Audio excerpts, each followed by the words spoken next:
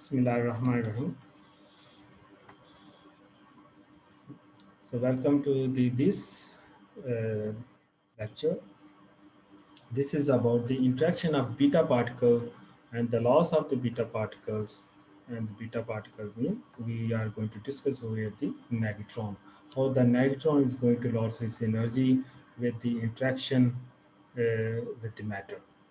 So in the previous video, I have already explained the general interaction of the radiation and the interaction of the alpha radiation with the matter.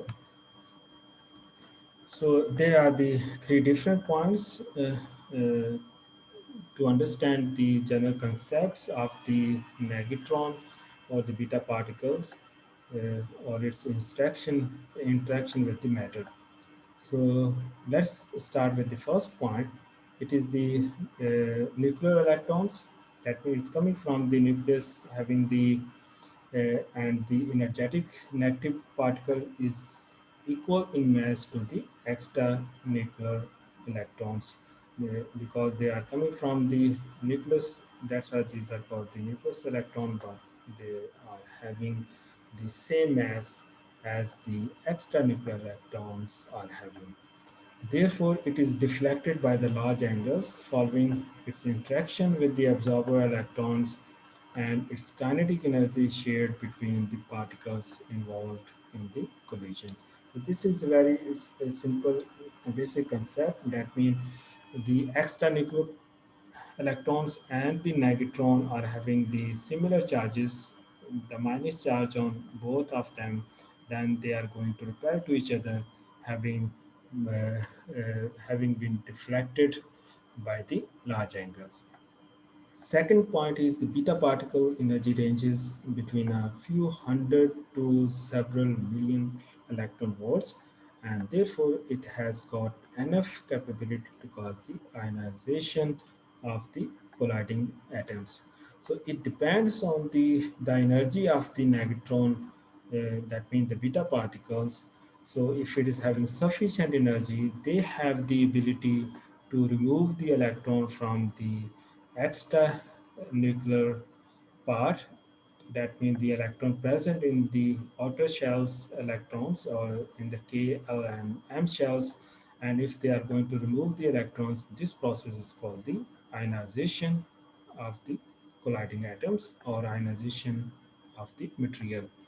The third point is the beta particle range is not definable owing to its wide energy spectrum and large scattering angles. However, overall effect of the beta interaction is the production of ion pairs and consequent loss of their kinetic energy. So this is about because how actually I'm going to explain over here why it is having the wide energy spectra, because of having in case of the negatron the path length is more as compared to the range, and I have explained in the previous video path length. Actually this electron is, let's suppose, is traveling, and there are the different extra nuclear electrons present in the different shells. So because of having a same charge on both, that means the negatron and the electron present in the shells, so they may deflect to each other and scatter to each other. So this is the actually the path after the deflection of radiation. It is going to interact with a deflected, and this electron deflected to here, this electron deflected to here, and then it is coming out from the material, or it is going to interact with the material. This is the negatron. But this is the actually starting with here. This is the range of the from here to here direct. It is the range of the, and which is the actual depth of penetration in the material. And in case of the neutron, the path length is more as compared to the range, which is the actual depth of the penetration in the material. So electrons exciters or kicked off. This is called the ionization. This may have the ability to remove these electrons, and if this is happening, this is called the ionization. And as Z, that means the atomic number of the material increases, so does Bremsstrahlung effect is going to increase. And this I will explain in the coming in the next slide how this is going to affect. But here to understand me, more will be the Z, that means Z, more will be the atomic number. That means more strong is the nucleus, having more number of the protons are there, more strong nucleus, more positive charge. That means this process will be the more, which is the Bremsstrahlung effect. Third part is note that the range is different from the path, and I have explained the range is less as compared to the path, or you can say path is more as compared to the range, or you can say distant travel is more as compared to the depth of the penetration of neutron in the matter. So here is the, I have already explained how this is going to affect. Very simply, this is the path length traveled by the magneton, and this would be the, from here to here, let's suppose this is the penetration, this is the range, so path would be more than as compared to the range, and this we have already discussed in the alpha interaction of the alpha particles with the radiation, which is having the same path and the range.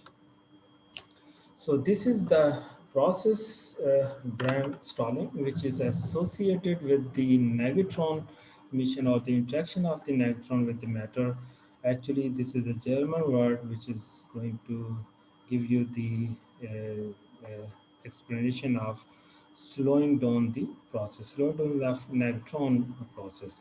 So actually, this is the nucleus, and the neutron emission is actually sense turns out to be emission of the first electron because of having the minus charge. These are the electrons, and these energetic electrons gets deaccelerated in the vicinity of the positive Coulombic field of the nucleus, and which while it passes through surrounding medium. These results into the production of the X-rays, which is called the Bremsstrahlung effect. And very simply, this is the nucleus, and this is the neutron coming over here because of having the positive charge.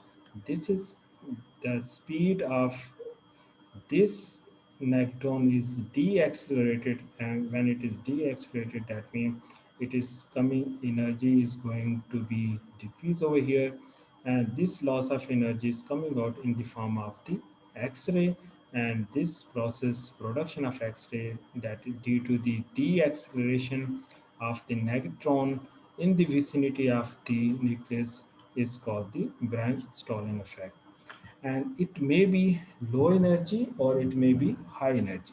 So it depends on the actually the wavelength. Look at the value over here, or the length of the wavelength from here. This is the half wavelength, this is now the complete wavelength. So look at the this wavelength. This wavelength is small, and if the wavelength is low, that means energy is high, and if wavelength is large, then the energy is low. So this is the low energy Bremsstrahlung X-ray. This would be the high energy Bremsstrahlung X-ray. It depends actually on the wavelength, because the wavelength and energy are inversely proportional to the each other. So in this way, neutron is going to lose its energy, and this process is called the Bremsstrahlung effect. So see you in the next video.